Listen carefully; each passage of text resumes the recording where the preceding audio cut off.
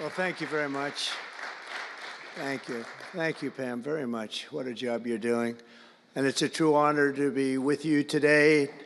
This is a storied hall, if there ever was one. And based on the crowd, I think we broke the all-time record. But as we begin a proud new chapter in the chronicles of American justice, this really is something. We're turning the page on 4 long years of corruption, weaponization, and surrender to violent criminals, and we're restoring fair, equal, and impartial justice under the constitutional rule of law. And you're the people that are doing it. Very, very proud of all of you. Under the Trump administration, the DOJ and the FBI will once again become the premier crime-fighting agencies on the face of the earth. People ask me, what am I going to do about law enforcement all the time? The fake news back there, they're asking me that all the time. What am I going to do?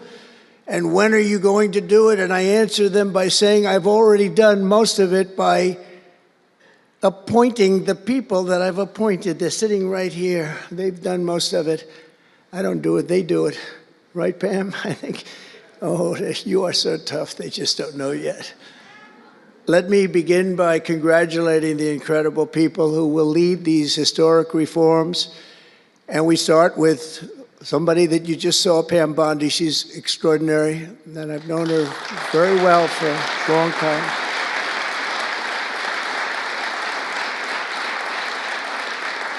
I watched her for a long time in Florida, for years in Florida, and highly experienced. She seems so young, but she's highly experienced, that I can tell you. She was a phenomenal Attorney General in Florida, and she's going to do a really amazing job. Also, our new director of the FBI, Kash Patel. Kash, right. A man that I'm very proud of. I've known him and Emil for a long time under tremendous pressure. I saw these guys under some of the most corrupt judges it's not even imaginable how corrupt they were. And these guys never wilted. They were not shy. They fought. They weren't afraid. And they were brilliant. Deputy Attorney General Todd Blanche and Principal Associate Deputy Attorney Emil Beauvais. And thank you both very much. Right. Great people. They're great people. The Chief of Staff, who's so highly respected, Chad Mizell. Thank you, Chad. Chad? Yeah. Thank you, Chad. Our next administrator of the DEA, Terry Cole. Terry? Thank you, Terry. Good luck. Going to do great. Senior counsel to the Assistant Attorney General for Civil Rights. Boy, I've been watching him on television last couple of weeks. He is really a tough one, and he's a great one. Leo Terrell, you watch how good he's going to be. He's going to be so good. Thank you, Leo. Great guy. Assistant Attorney General of the Antitrust Division, who's got an incredible reputation. She'll do very, very well. Gail Slater. Thank you, Gail. Good luck. Great job. And we're joined by many, many great friends and terrific friends, and I won't be able to, too many to name, but some that I just see very quickly. General Flynn, thank you for being here. There's a man who went through hell, by the way, and he shouldn't have. He's a patriot. He went through hell. We're also pleased to be joined by Senator Chuck Grassley and House Majority Whip. Where's Chuck? Hi, Chuck. House Majority Whip Tom Emmer. Tom, great job you're doing. Representative Guy Reschenthaler, one of the toughest names to say, but I got it perfectly, I think. And State Attorney General Ken Paxton, thank you very much. Thank you very much. Somebody who was with us early on, and she's really become a big star and very popular, Brenna Bird. Thank you, Brenna. Thank you very much. Steve Marshall, Alan Wilson, James Othermeyer, Chris Carr, Dave Sunday, Marty Jackley, as well as White House Deputy Chief of Staff, Stephen Miller. What a man Stephen is. Become a big star. Right, Emil? Steve Miller. Steve has been something very special. For generations, the Federal Department of Justice was one of America's most revered institutions. The men and women of the DOJ brought down the mafia, hunted down the killers, kingpins, and spies, tracked down terrorists and traitors, and tore down corrupt political machines all across America. This department commanded the respect and admiration of the entire world. And with Pam and Cash and all of the people I introduced and far more, big numbers, and all of you sitting back there, I recognize so many of you. But with you leading the way, it'll soon be the most admired and most respected of all. You're going to be more respected, and I really believe that there's also a lot of things to solve, a lot of problems to solve. But that's going to put you in the upper tier and maybe the top tier, and I believe that's going to happen. I'm so proud of the people in this room. But first, we must be honest about the lies and abuses that have occurred within these walls. Unfortunately, in recent years, a corrupt group of hacks and radicals within the ranks of the American government obliterated the trust and goodwill built up over generations. They weaponized the vast powers of our intelligence and law enforcement agencies to try and thwart the will of the American people. You remember the 51 intelligence agents that said, as an example, that Hunter Biden's laptop from hell came from Russia when they knew it came right from his bedroom. They knew that. It was a big lie, and they knew it so well. They spied on my campaign, launched one hoax and disinformation operation after another, broke the law on a colossal scale, persecuted my family, staff, and supporters, raided my home, Mar-a-Lago, and did everything within their power to prevent me from becoming the President of the United States. With the help of radicals like Mark Elias, Mark Pomerantz, and these are people that nobody's ever seen anything like it. So many others, but these are people that are bad people, really bad people. They tried to turn America into a corrupt, communist, and third world country. But in the end, the thugs failed and the truth won.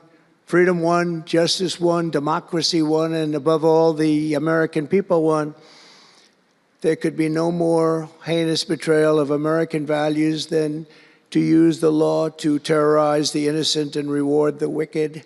And that's what they were doing at a level that's never been seen before. And it's exactly what you saw with Joe Biden, Merrick Garland, and their cronies to do the building of the last 4 years. They ripped, what they've ripped down is incalculable. But what you're going to build up is likewise something that will be breaking all sorts of records. They set loose violent criminals while targeting patriotic parents at school board meetings. They dropped charges against Antifa and Hamas supporters while labeling traditional Catholics as domestic terrorists. The Catholics, we did very well with the Catholic vote, so I want to thank them for that. They imported, they really did, record numbers. I would say, what's with the Catholics? They're really after the Catholics, so I don't know. They were after a lot of people. Maybe they didn't even know why. They imported illegal alien murderers, drug dealers, and child predators from all over the world to come into our country while putting elderly Christians and pro-life activists on trial for singing hymns and for saying prayers. They went to jail for that. Our predecessors turned this Department of Justice into the Department of Injustice. But I stand before you today to declare that those days are over, and they are never going to come back. They're never coming back.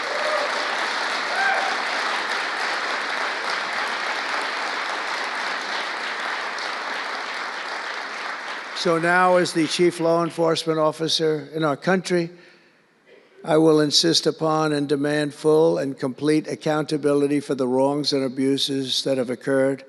The American people have given us a mandate like few people thought possible. We won every single swing state. We won the popular vote by millions and millions of people. We won districts 2,750. Think of that, 2,750 districts compared to 505. So we want it at levels that have, I don't believe, ever seen before. That's the one where you see the map of the United States and it's all red. Red for Republican, not for communist. Red for Republican. They would like it to turn red for communist, but it didn't work out that way. The American people have given us a mandate and really just a far-reaching investigation is what they are demanding into the corruption of our system. And that's exactly, I'm sure, what Pam and Cash and everyone else mentioned here and not mentioned is going to be doing. We will expel the rogue actors and corrupt forces from our government. We will expose and very much expose their egregious crimes and severe misconduct, of which was levels you've never seen anything like it. It's going to be legendary. It's going to also be legendary for the people that are able to seek it out and bring justice. We will restore the scales of justice in America, and we will ensure that such abuses never happen again in our country. And that's why on day one I signed an executive order banning all government censorship and directing the removal of every bureaucrat who conspired to attack free speech and many other things and values in America. My administration stripped the security clearances of the disgraced intelligence agents who lied about Hunter Biden's laptop from hell. We revoked the clearances of deranged Jack Smith, Alvin Bragg, Letitia James, and the crooked law firms that aided their partisan persecutions. And I went through it. These are state and city courts, and the corruption is unbelievable. We also terminated the clearances of the Biden crime family and Joe Biden himself. He didn't deserve it. In fact, he was essentially found guilty, but they said he was incompetent, and therefore let's not find him guilty, I guess. Nobody knows what that ruling was, but I didn't want any part of it. I think I would have rather been found guilty than what they found with him. They said he didn't know what the hell he was doing, and therefore he's let him go. I said, you know, I'd rather be convicted, Pam, I think, than that. That was not good. I said, please convict me, don't say that. I pardoned hundreds of political prisoners who had been grossly mistreated. We removed the senior FBI officials who misdirected resources to send SWAT teams after grandmothers and J6 hostages. And it was a great honor for me to fire, I will tell you this, a great honor to fire James Comey. A great, great honor. That was nothing. There was no better day.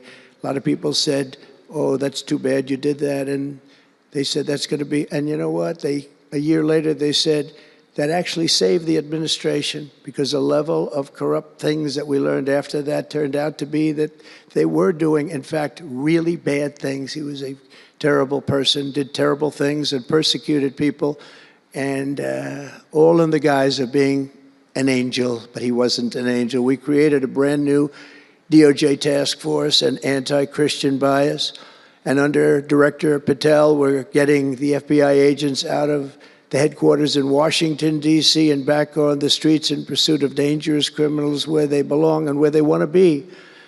And, you know, you have that big FBI building, and it's a very big building, and they were going to build an FBI headquarters 3 hours away in Maryland, a liberal state, but that has no bearing on what I'm about to say, but we're going to stop it.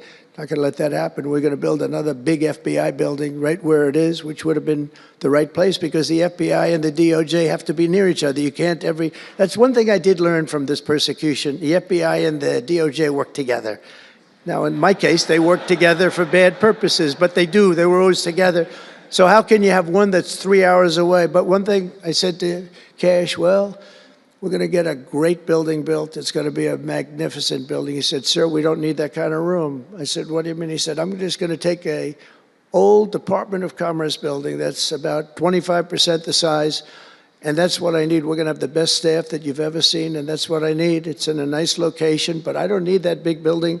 Why don't you just sell the site to somebody, and we're going to be very happy. And they want to have far fewer people, but we also want to have them in D.C., and if for no other reason, we like having law enforcement walking the streets of our capital, because when the bad guys are out there and they see there's an FBI agent, that's the ultimate in law enforcement, and they're not going to be acting so bad. We're cleaning up our city. We're cleaning up this great capital, and we're not going to have crime, and we're not going to stand for crime. And we're going to take the graffiti down, and we're already taking the tents down, and we're working with the administration. And if the administration can't do the job, we're going to have to take it back and run it through the federal government. But we hope the administration is going to be able. So far, they've been doing very well. The mayor's been doing a good job. We said there are tents galore right opposite the State Department. They have to come down, and they took them down right away. And so far, so good.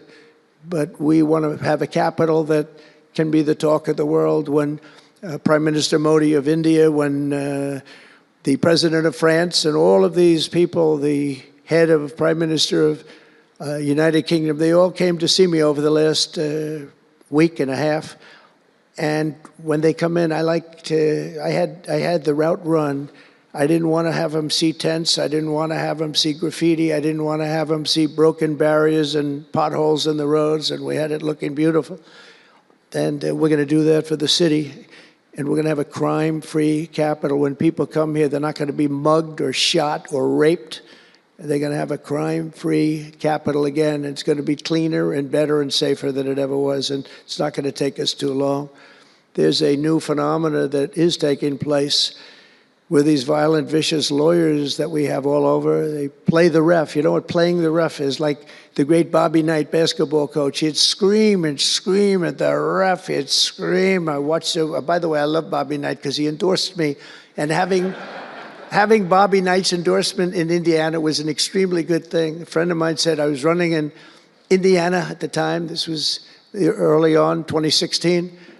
And I was doing great, but friend came up and said, "You know Bobby Knight?" I said, "No, I don't, but I hear he was a tough cookie." He said, not only tough, he was beyond tough, but he's the most popular guy you can imagine. It turned out he wanted to endorse me. He called me about 2 years before. He said, "Sir, I'd like to endorse you." I said, "Is this really Bobby Knight?" He said, "It's me." I could tell it was Bobby Knight. He had been known for throwing the chair across the court and slapping a player. Can't do things like that, right? And the man that came in fired him. He was a new administrator for the college. That guy didn't last very long. They were like 14-0, and they fired Coach Knight. That was not good, but he had a little chip in his shoulder. But he loved Trump, and he came in, and he said, "I'd love to endorse you." He said, "If you ever run, please call me." So he said, "You know Bobby Knight?" I said, "Well, I don't know him, but he called me a couple of years ago." It was an amazing phenomenon. I took his number, and on each side of my desk in New York, I had stacks of paper, like nice and neat, but about 2 feet high each. And I said, I wrote his number down and I put it here 2 years ago. And I said, let me see if I can find it. It was almost like a miracle. I had other miracles that happened too. My ear is still throbbing. That was a miracle. That was a miracle also, wasn't it? That was a miracle also. Thank you. Thank you, Leo. Thank you. Thank you, my man. That was a miracle. Anyway, okay, that's it. That's very nice, thank you. But, so he said, Bobby Knight. So I said, I put his name down and I wrote it down. It's in one of these stacks. I lifted up. There would have to be 2,000 to 3,000 pages in each stack. I lifted it up, the first one, had no idea. And there was his name on a little card, Bobby Knight with his number. It was like incredible. I tell that story all the time. And I called him and dialed a number. He said, "I've been waiting for you to call." And he went out and he made a speech for me in a packed arena in Indiana, and it was over. It was over. He was a tough guy. He actually went a little far, if you remember. He made a great speech because he was actually a motivational type guy, to put it mildly. But he left the stage, and then I'm talking, and he walks back onto the stage. I said, uh-oh, this is trouble. Why is he coming back? He was a big guy, too. Why is he coming back?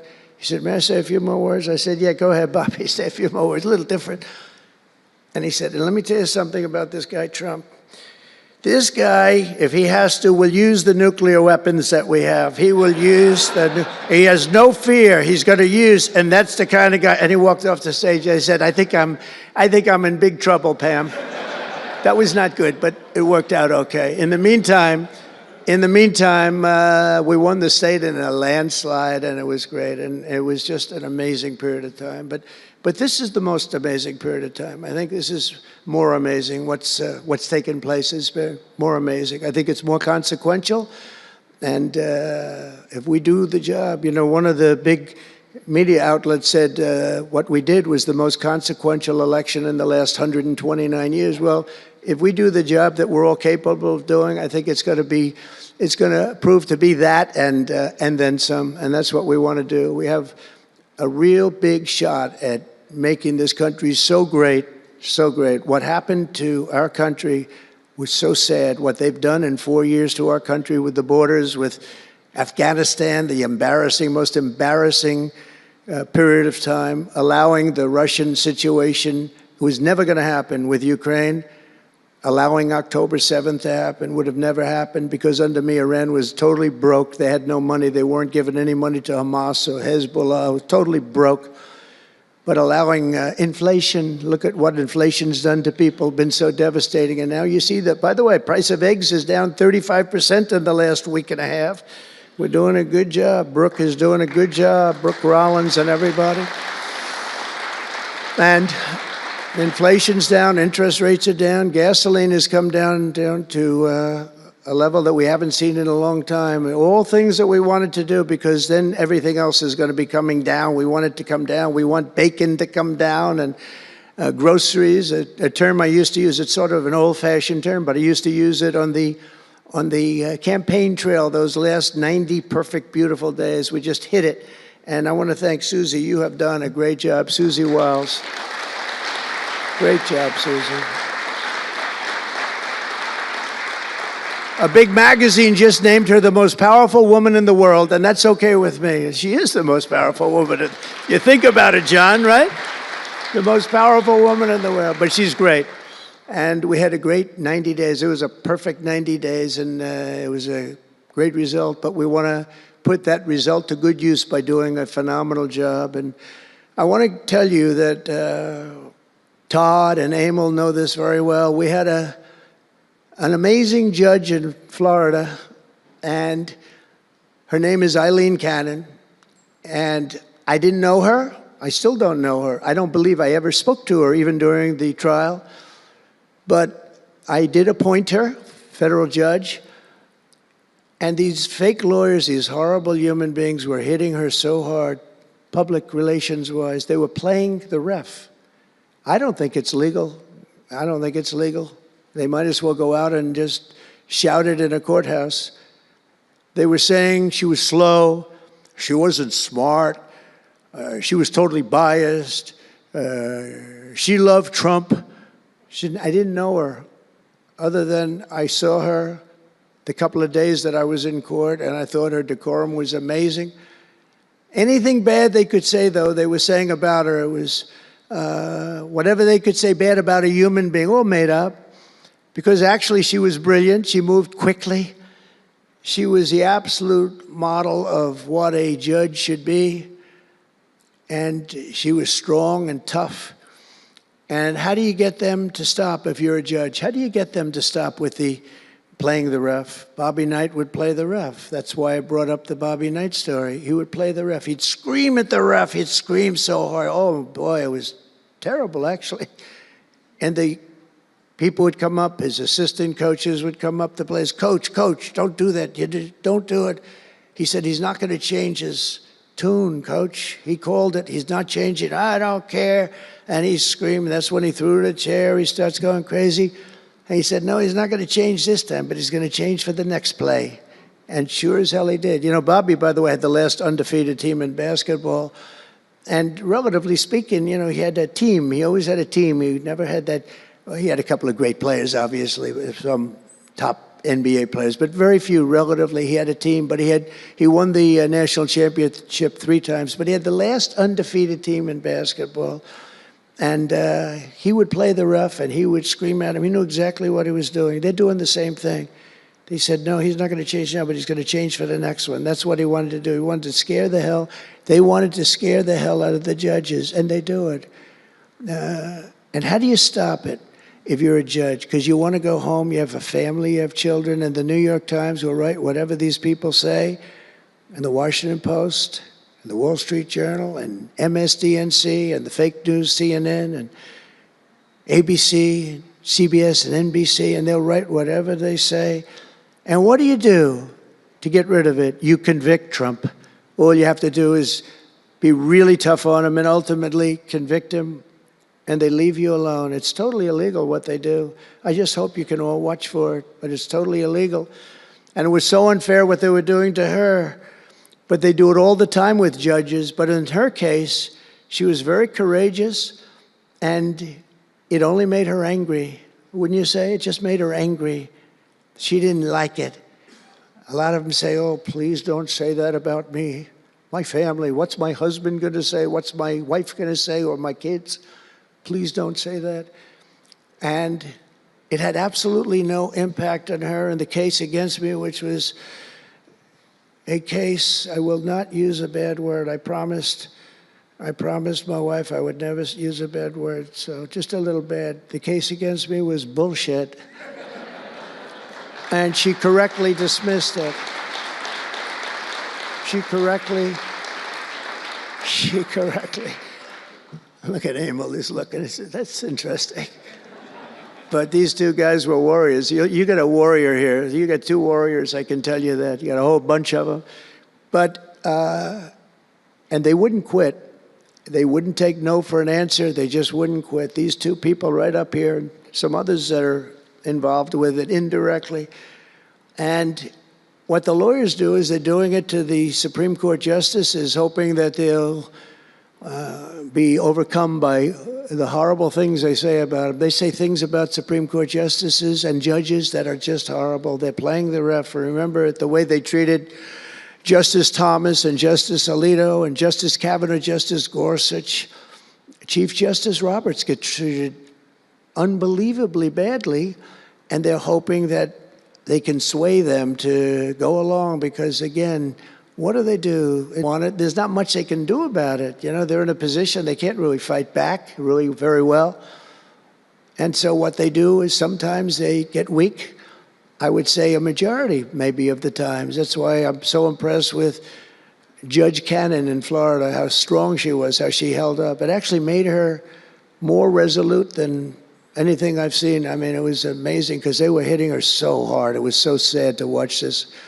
But it's sad what they do to other judges. It's very sad what they do to the Supreme Court.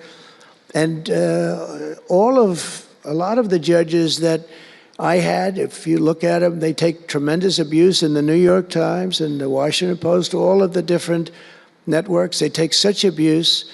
And honestly, very simply, they're afraid of bad publicity. They don't want bad publicity. And it's truly interference, in my opinion, and it should be illegal, and it probably is illegal in some form. There's no difference than speaking to a judge or shouting to a judge or doing whatever you have to do in a courthouse. They're doing it behind the back. They're usually doing it anonymously. They're saying anonymously, off the record, the judge is no good, but everybody knows where it's coming from. And it's totally coordinated. It's a campaign, and it's by the same scum that you have been dealing with for years, like guys like Andrew Weissman, deranged Jack Smith. There's a guy named Norm Eisen. I don't even know what he looks like. His name is Norm Eisen of Crew. He's been after me for 9 years. Now, Crew is a charitable organization. And the reason I'm saying this, Todd, is I'm only going to get one chance to say this. But these are bad people. I don't know who he is. I don't know what he looks like. But everything I read is Norm Eisen of Crew. And Crew is a charitable organization. And that's a political thing. His sole life is to get Donald Trump. And he's been vicious and violent, and he's trying, and he probably had pretty good success over the years. But with me, how did he do? I think I'm president. Am I here because I'm president? But we had to take all of that abuse, even during the trials, we had to take tremendous abuse, like, these wonderful guys, they're not legitimate people, they're horrible people, they're scum. And you have to know that. And you're going to have these cases where you can't allow yourselves to be deflected. You just can't let it happen. You have such a higher calling. And I believe that CNN and MSDNC, who literally write 97.6% bad about me, are political arms of the Democrat Party. And in my opinion, they're really corrupt and they're illegal. What they do is illegal. It makes no difference how big a victory I had. I can have the biggest victory in history. It makes no difference what kind of a failure the other side has. These people are going to go after me. And I said it during the big speech on Tuesday night. I said about Democrats, and I don't like that. I have great respect, by the way, for what Schumer did today. He went out and he said that I'm going to have to vote with the Republicans because it's the right thing to do. I couldn't believe what I heard. But, I think he's going to get some credit for it. I think, let's see what happens tonight with the big vote as it comes. But these networks and these newspapers are really no different than a highly paid political operative. And it has to stop. It has to be illegal. It's influencing judges, and it's really changing law, and it just cannot be legal. I don't believe it's legal. And they do it in total coordination with each other. And everything we do, we're restoring law, restoring order, and restoring public safety in America. That's what we want to do. And we're bringing honor and integrity and accountability back to the highest levels of the FBI, DOJ, and throughout our government. We're bringing our country back faster than anyone ever thought possible. We're working so hard at doing it, and we want fairness in the courts. The courts are a big factor. The elections, which were totally rigged, are a big factor. We have to have honest elections. We have to have borders, and we have to have courts and law that's fair. Well, we're not going to have a country. Crooked Joe Biden got us into a real mess with Russia and everything else he did, frankly, but he didn't know about it, and he, generally speaking, signed it with auto pen. So how would he know? That auto pen is a big deal. I don't know. They're having who's doing this? So when my people come up, Will and all of the people, Steve, they come up and, sir, this is an executive order. They explain it to me, and 90% of the time I sign it. 99% of the time I say do it, but they come up and I sign it.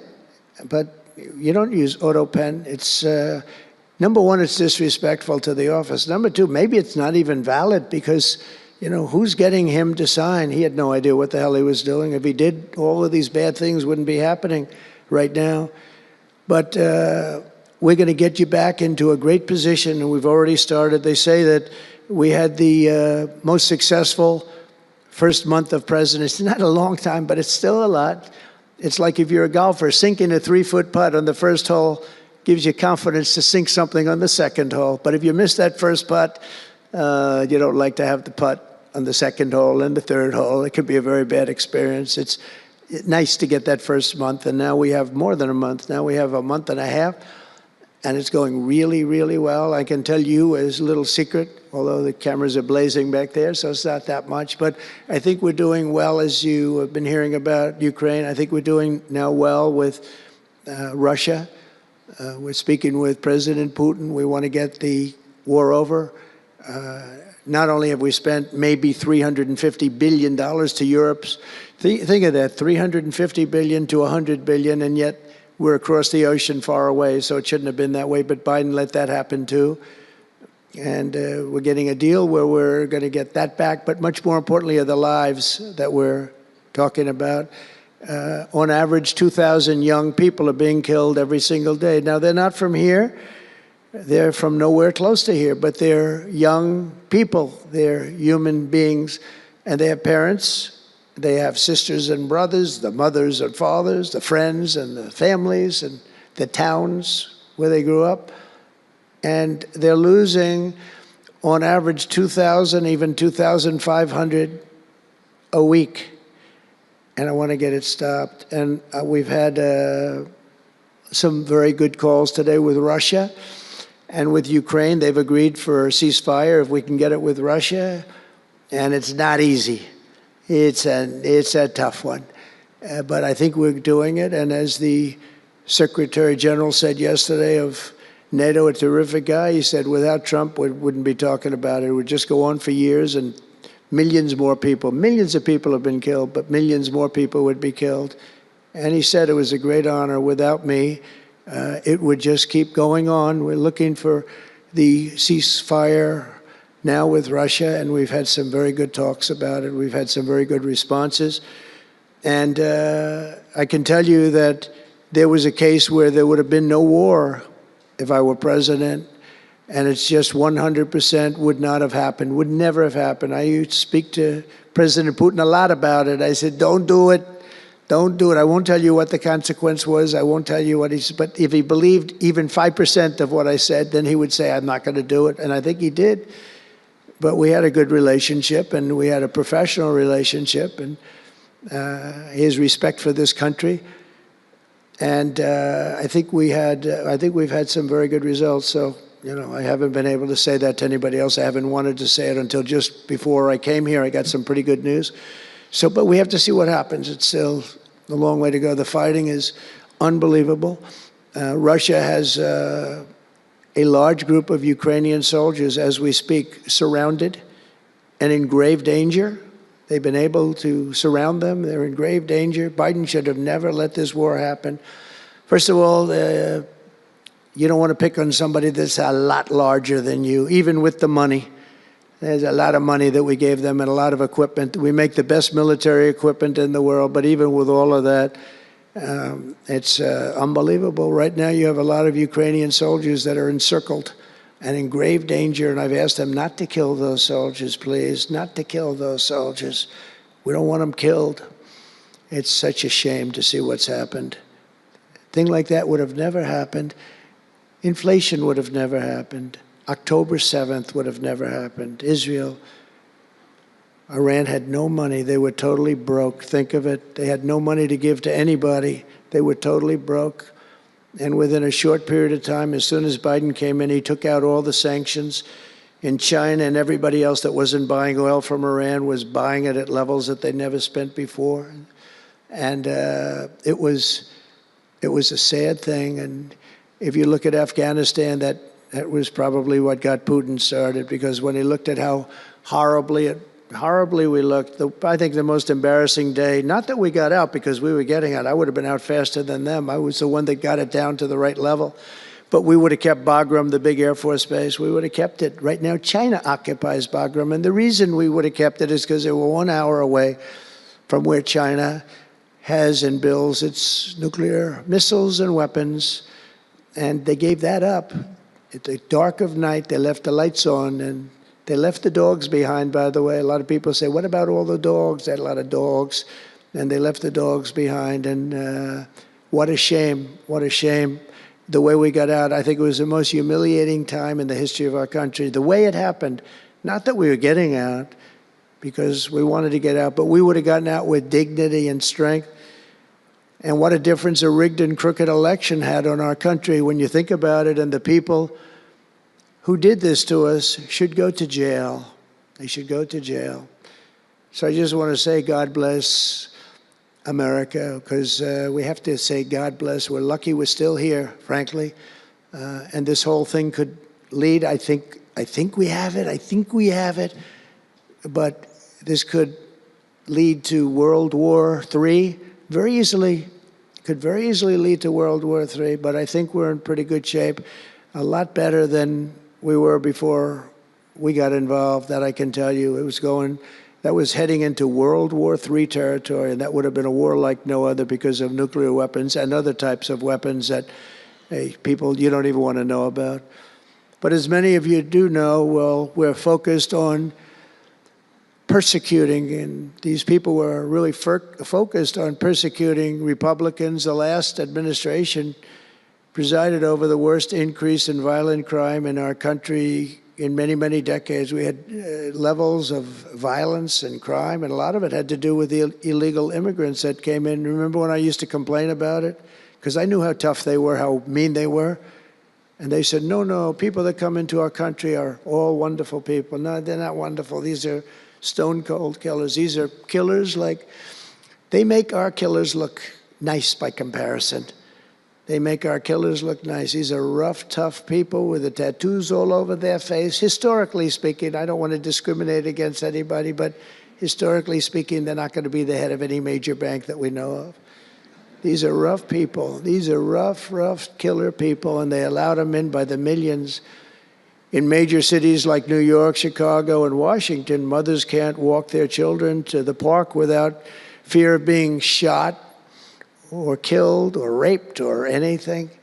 Women can't ride the subway without worrying that a hoodlum will shove them onto the train tracks. In New York, it's happened twice in the last couple of weeks. They're standing there, a perfect Wall Street gentleman in one case, and another person who was a worker, good worker, electrician, gets pushed into a train going 45 miles an hour just prior to the train, not stopping, going to go through that. So I know the stations very well. I used to take the subway. I used to feel safe. When I was young, I'd go to my parents would drop me off at the subway. I'd take the subway to my school. Can you believe it? Today, they wouldn't be doing that. And we want to get a country back maybe where you can do that again, Pam. But it's so sad to see what's taking place. Under the Biden regime, average monthly homicides increased by 14%. Property crime rose tremendously. Violent crime went up at least 37% that they know of. Rape soared by 42%. Car theft rose by 48%. And robberies surged to 63 to 100%. They don't even know what the number is. And I have no higher mission as President of the United States than to end this killing and stop this law-breaking and to making America safe again. And that's what you're all about in this room. We want to protect Americans, and we protect everybody that's in our country, American or not American. We want to have a safe and proud country. We're joined today by dozens of police officers, sheriffs and sheriff's deputies from all across the country. My message to these law enforcement heroes is simple. With me in the White House, you once again have a president who will always have your back, will always have your back.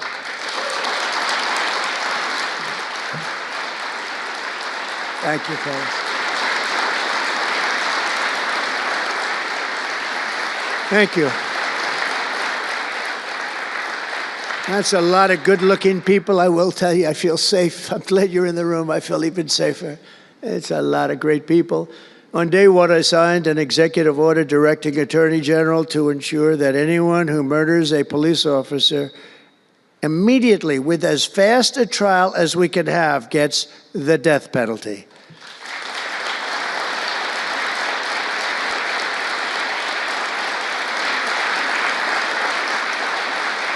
And last month, I fired all the radical left pro-crime U.S. attorneys appointed by Joe Biden. There were so many that were bad. And I know there were some that were probably very good, but there were so many that were so bad and so evil, so corrupt. Instead of having Marxist prosecutors who want to put police officers in handcuffs and go after a police officer rather than a criminal, I appointed patriotic, tough-on-crime warriors who will partner with police to put dangerous offenders behind bars, put them in jail. We're fully reviving 1033 program to provide state and local law enforcement with surplus military equipment, that we have so much of it. I did it in my last administration, and I remember Obama wouldn't do it. He wouldn't do it before me, would not do it, because he thought it made them look too strong, too military. I said, no, that's what I want them to look like. I want them to look strong. And it was protective, defensive equipment. We had billions of dollars. I gave it out, and now I'm going to have a chance to give it out again. They didn't want to do it with Biden, and Biden didn't know why. I didn't, if they would have asked him, he wouldn't have been able to answer the question. He could never answer a question. They said my press conference yesterday was longer than all of Biden's press conferences put together for the last 4 years. And I don't know if that's true, but it was close. And perhaps most importantly, we're securing our border and repelling the invasion of America. We have, you see the numbers have come down. So, and Tom Homan and Christie have been incredible. Christie Noem, Secretary, she's done great. And Tom Homan is, I don't know if Tom Homan's here, But wherever he may be, I think he's chasing people out of our country. If he was here, I'd almost be disappointed. What are you doing, Tom? But he's a fantastic guy, and he's a brave guy.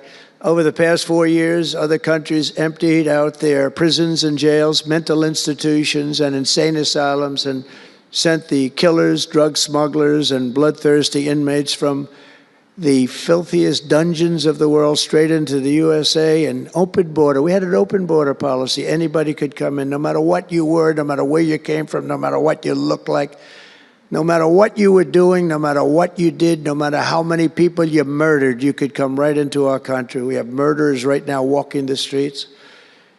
We're joined today by Tammy Nobles, whose 20-year-old daughter, Kayla, was attacked in her home 3 years ago, horrifically assaulted and strangled to death by an illegal alien MS-13 monster set loose into our country under the open border Biden regime.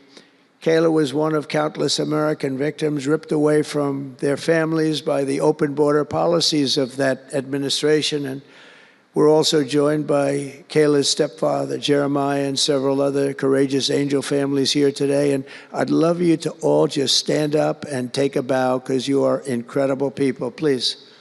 Thank you.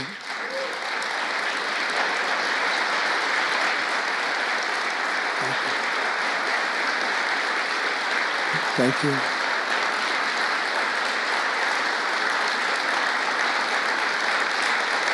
Thank you very much.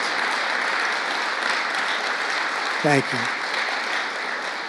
But I want you to know that we are working every day to expel these savages from our country and ensure that what happened to your loved ones will never happen again. So their legacy is going to be a great one. Thank you all very much. We appreciate it. On day one of my administration, I declared a national emergency on our southern border. In our first full month in office, we achieved the lowest level of illegal border crossings ever recorded, okay? Even lower than 4 years ago. For years, Democrats and the media kept saying that we needed new legislation. We had to have new legislation. We needed it immediately, and I never had legislation, and I had the best border in the history of our country for almost 4 years. And by the time I got out, we had the lowest numbers ever. My favorite chart of all time was brought down that day. And on that chart said we had the lowest numbers ever. But it turned out that we really didn't need new legislation. All you needed was a new president.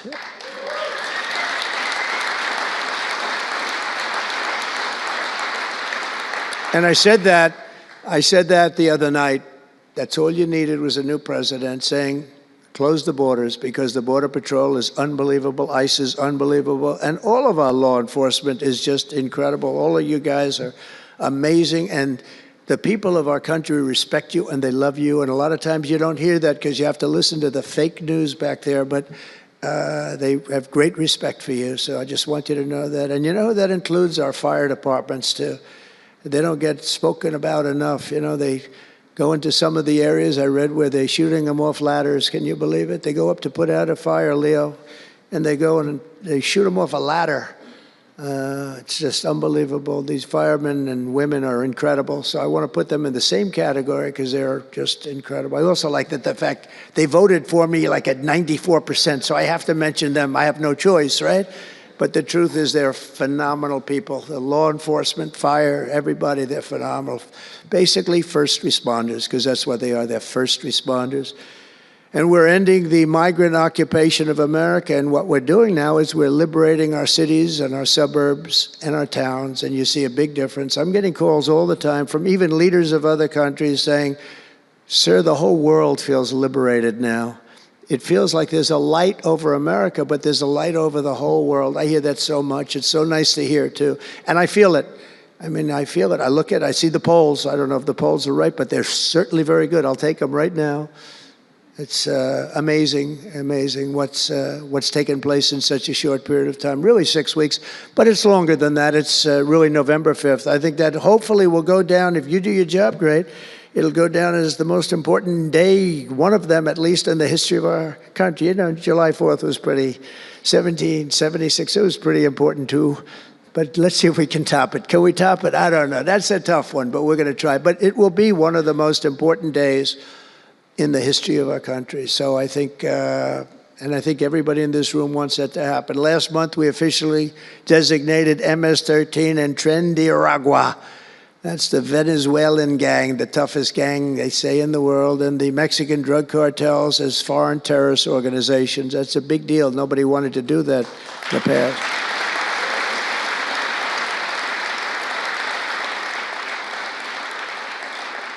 And by the way, we've caught hundreds of them, the Venezuelan gang, which is as bad as it gets. And you'll be reading a lot of stories tomorrow about what we've done with them. And you'll be very impressed, and you'll feel a lot safer, too, because they are a vicious group. They went into Colorado. They took over areas of Colorado. They sort of were like me. They were in the real estate business, but they didn't go out and get financing. They just took over a building and kept it. And they said to the tenants, get the hell out of here. One man called the police, and they cut off his fingers. And they say, you call again, your other fingers, and you call a third time, and you're dead. These are tough people and bad people, and we're getting them out of our country. And some are so bad, we don't want to get them out. We have to put them in jail because we don't want to even take a chance that they can come back. Thanks to our efforts, Mexico recently handed over 29 of the biggest cartel leaders, including the depraved kingpin charged with the 1985 murder of DE agent Kiki Camarena. And that was a big deal, if you know. They've been looking for this person for years, many years, and we got him. This evil killer will be now prosecuted to the fullest extent of the law, and we know that, well, it's, let's put it this way, I have to be nice, it's a very strong case. We're stopping the criminals pouring across our borders at record levels, and we're also stopping the massive quantities of deadly drugs. In 2023 alone, drug overdoses killed more Americans in 12 months than they did during the entire decade between 1980 and 1990, so 10 times more, but it's much higher than that. More Americans died from fentanyl last year than died in the Korean War, or the Iraq War, the Afghanistan War, all of them combined. That's why I've placed large tariffs on Mexico, Canada, and China, and they will remain in place until these deadly poisons stop pouring into our country. And I will tell you, as soon as I put on the tariffs on Mexico, Canada, and China, unbelievable results have been seen in the last few weeks. Unbelievable results. They weren't happy about it. You probably read they weren't happy, but they are working like hell to end it. They weren't working very hard before I did that. With us today is a brave mother and advocate, Ann Fundner, who lost her beautiful 15-year-old son, Weston, to fentanyl. And Ann, if you would, I'd like to ask you to come up and say a few words, please. Thank you.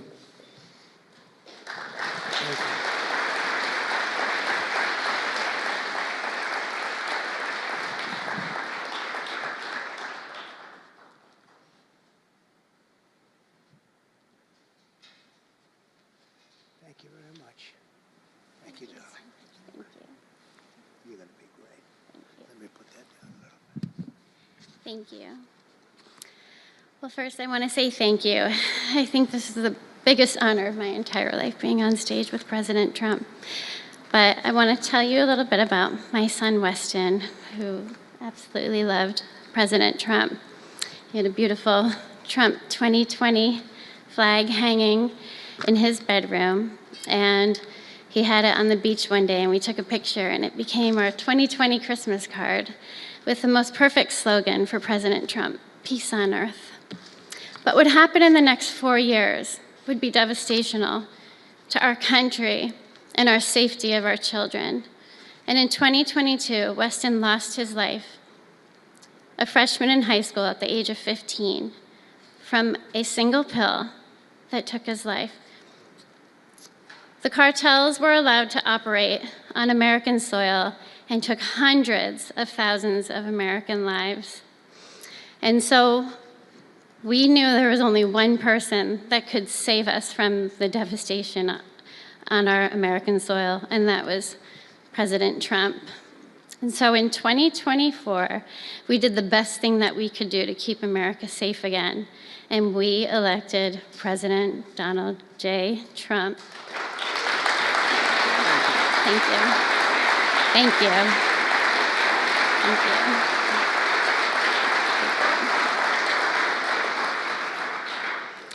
Thank you. And he's done everything that he has promised. We have a 98% decrease in border crossings.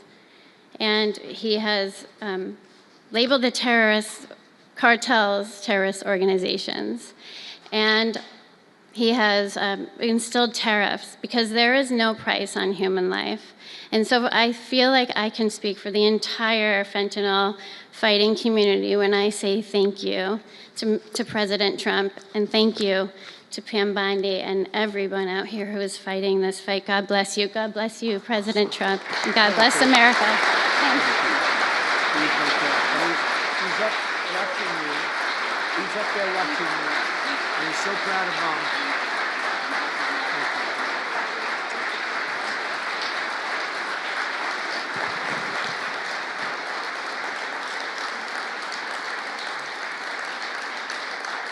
Thank you, Ann, very much. Weston is, I just said to Ann, Weston is up in heaven watching his mom, and he's so proud of you. He's so proud of you. Thank you. We're also joined today by a number of other American families who have lost loved ones to fentanyl, and I'd love you to just stand up for a second, and we want to acknowledge you, and also your daughters, your sons. They're looking down on you, and they're loving you like crazy. So thank you very much. Thank you. Thank you. Thank you. This department will not rest until we have ended the fentanyl epidemic in America once and for all. In less than 2 months since I took office, the DEA and FBI have seized nearly 1 million deadly doses of fentanyl, and that's just the beginning. At my direction and working with Pam and everybody else, we've launched an all-out war on fentanyl traffickers, and it's a war that we're going to win. We're going to win this war. I spoke with the president of Mexico, very nice woman, very fine woman, and I said, let me ask you, you're sending a lot of drugs into our country. We're not liking it at all. Can't do that. But I said, is Mexico, does it have much of a drug? She said, no, we're not a consuming nation. I thought it was an interesting term. And I said, why? And which I've heard also, by the way, they're not a consuming nation. They distribute, but they don't consume. But I said, why are you not a consumer? Well, we're very close with family. I said, so we're very close with family, too. I mean, our families are being devastated, and we're just as close. Why else? She said, well, we spend a lot of money on advertising saying how bad drugs are. They're very rough ads. They show the skin falling off and the teeth falling out and going blind and losing hair and everything that these things do. You look like you just came out of a horrible concentration camp. And she said it was, they're rough ads. And it's not often that I feel I've learned something from a phone call, because I've had a lot of phone calls over my life.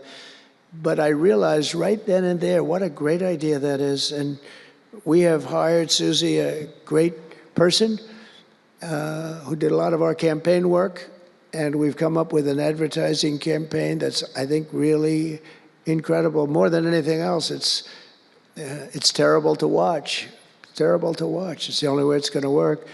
And I would be, because we got the numbers down, 18% would have a blue ribbon committee headed by the First Lady of the United States, who everyone loves, and some of her friends. And, you know, they work so hard, but it's a tough deal. They're dealing with very smart and very vicious people. You know, some of those businesses, those cartels, are run better than any business in America. They say they're run incredibly, not just here, they all over the world. They're run like a major business, but in many cases better.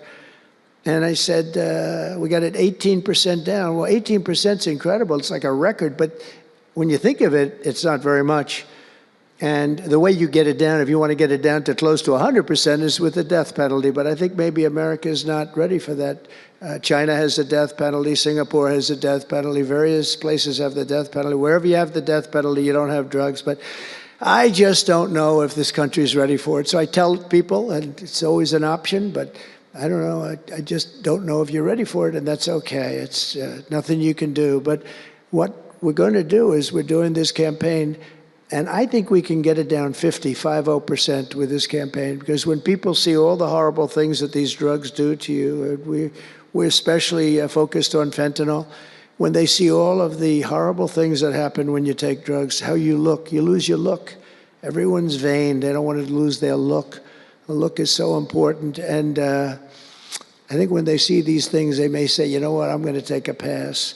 But there is big danger. Pam and I were talking about it before. A lot of people are taking fentanyl and not even knowing. They think they're doing something else, or maybe taking another drug, but at a much lower level. And they die. You can put on the pin, think of this, the head of a pin, fentanyl, and it's too much, and it will kill the strongest person in the room. And it's amazing. But we're going to do this campaign. It's going to be launched fairly soon, Susie.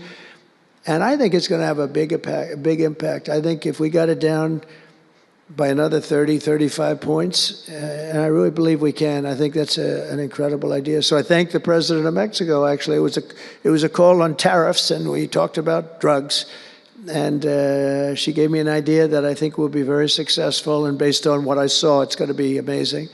Under our leadership, this department is once again laser-focused on protecting the American people.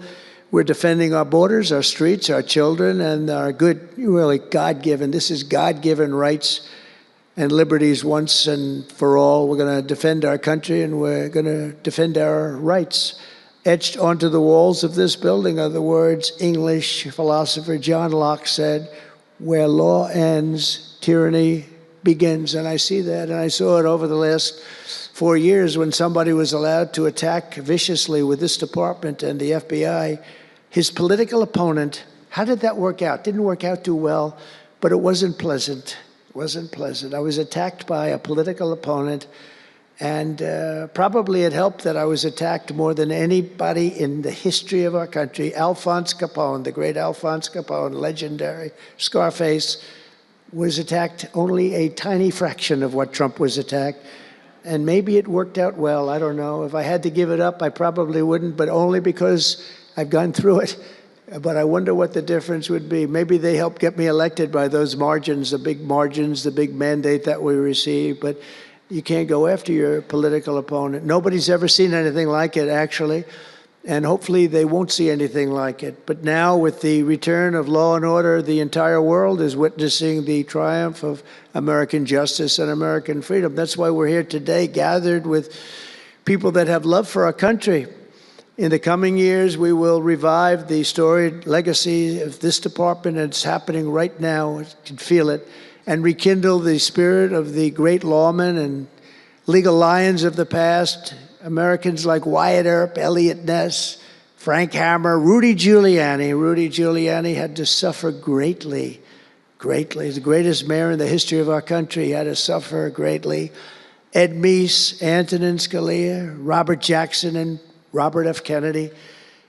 We will rebuild pride in our institutions. We will restore the prestige of this great department, and we will bring back faith in our justice system for the citizens of every race, religion, color, and creed. And I want to just tell you that this has been a great honor. I was asked to do it, and I said, is it appropriate that I do it? And then I realized it's not only appropriate, I think it's really important. And I may never do it again.